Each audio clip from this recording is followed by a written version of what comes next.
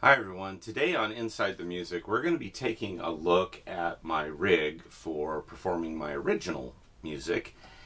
Last year I put this rig together specifically for the Rogue Festival, and I did performances after that on the same setup, and I basically put this all together out of stuff I had, and it worked very well. But this year, as I come into live performances, I'm putting together some improvements on the rig.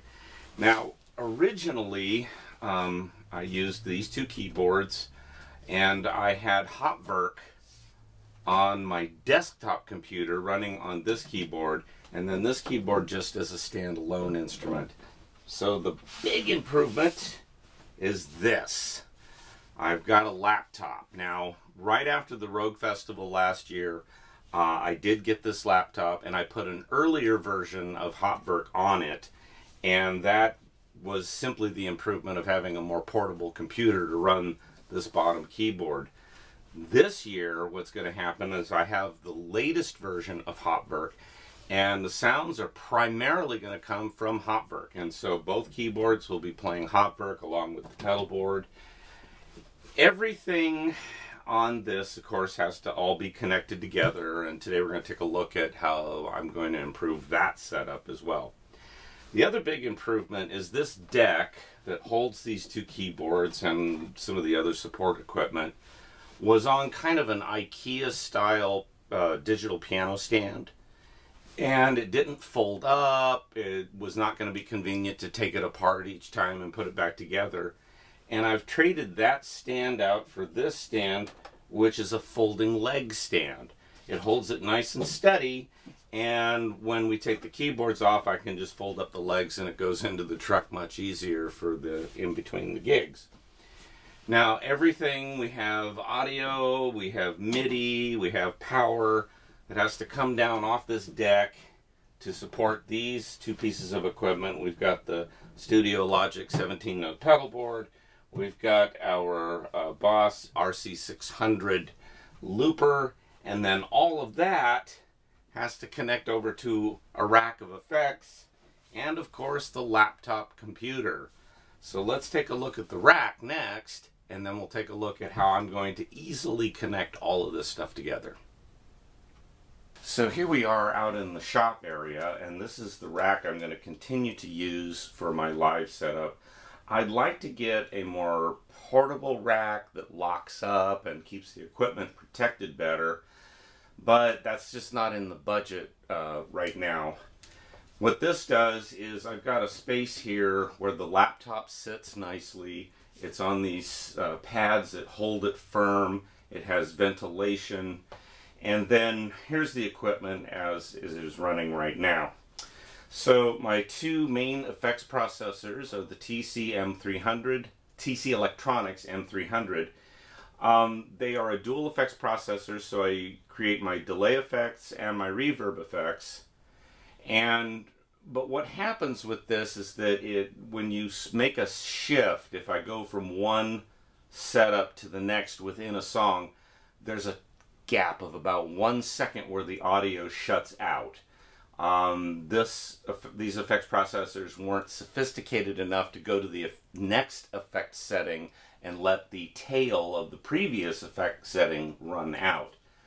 So as a means of kind of combating that, I'm going to turn the reverb down on this processor, and I'm going to run everything is going to sum up and go through this Alesis Microverb 4. And this is where my primary reverb will come from. Now, a combination of careful timing as I'm playing and the fact that the reverb is separate will help to cover up those gaps a little bit so they're not so obvious during the performance.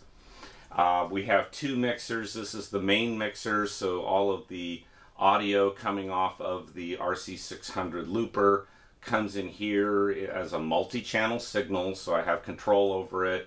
I also have this secondary mixer, which is my monitor, my in-ear monitors primarily. That allows me to hear a click track separate separately so that when I'm in those critical spots of timing, I can hear a click track and keep everything together nicely, and the audience doesn't have to hear that click track, because that wouldn't be right. And then everything is going to go into a new speaker system. Last year I just brought a pair of big PA speakers, big heavy things, and this year I'm building a custom 2.1 system, which will have a single 15-inch woofer and a pair of Walker Engineering speakers, which are designed specifically for reproducing organ tones. And so those are going to kind of be perfect, and they're fairly portable. So when we get that all together, I'll show you that in a separate video. Now, here's the big improvement. Everything from the keyboard stand that you saw and the pedal board and the RC600 has to communicate with all the stuff here, including the laptop and all of these effects. And I'm designing a better snake system to do that with. And let's take a look at that. So this part of my garage area, as it will, this is actually the laundry room for our home. And I also have my model train set up in here when I have to think. And I have an area here where I do electronics work. And what I'm doing is I'm trying to create an easy way to connect everything on one half of the platform, all the keyboards and stuff that I'm working, and the other half of the platform where the rack sits, so that I have effects and mixing and getting things out and all of that.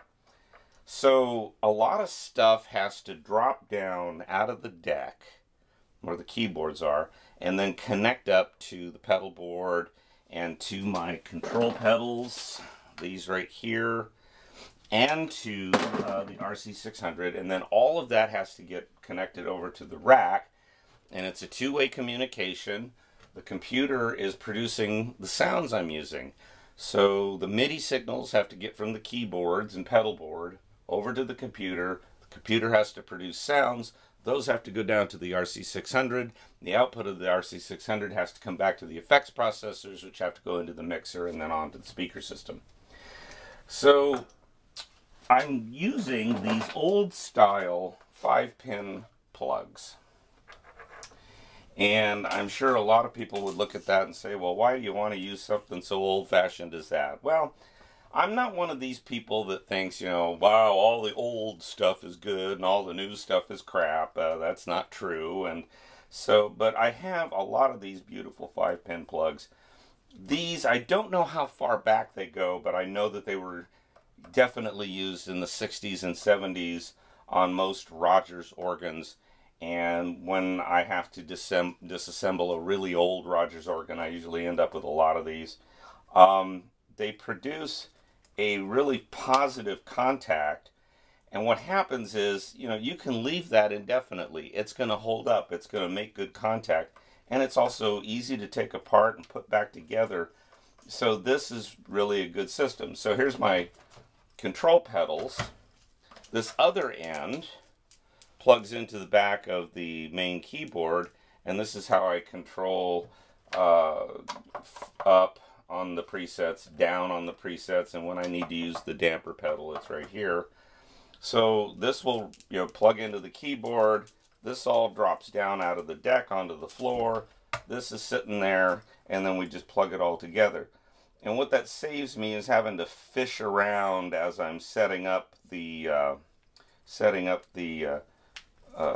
rig for a live performance. I don't have to reach out and fish in these cables and all of that. Now I'm using the same thing on a snake that will run between the RC600 and the main rack there. So these two snakes I bought years ago, they're only about 6 feet long. And they're 8 channels, so I have all of these phone jacks. Now, speaking of old and new stuff, these are very old technology. The reason they're called phone jacks is this is how the operator used to connect your phone to somebody else's phone when it was done manually. And these jacks were convenient and easy to plug in and out. They made a good connection, and they continue to be used today on most musical equipment. So the other end used to have RCA jacks, and again, an older technology that is continuing to be used because it works really well.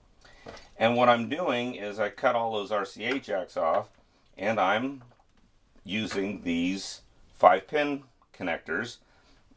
Use 2 of them. I can get 4 channels on each connector. So I'll have the male connectors on the snake that comes out of the back of the effects rack, and then I'll be using the female connectors on the snake that connects to the RC600. And that will give me my audio output from the RC600 into the rack. The other thing I have to have is MIDI, and that will be summed up a different way. And then I also have to have USB, and I'll be mounting a USB socket on the rig, and that way we'll have just one USB cable between the laptop and the rest of the rig to play all of this stuff. And this will give me a nice, we'll see in a later video just how easy this will all plug together and come apart. So that's behind the music for today. Thanks for joining me. Stay tuned for more organ technology videos and more videos on my rig and other things I'm doing. I've got so far 7 live performances booked for the first part of this year, so I'm looking forward to that, and I'll keep you posted. Thanks.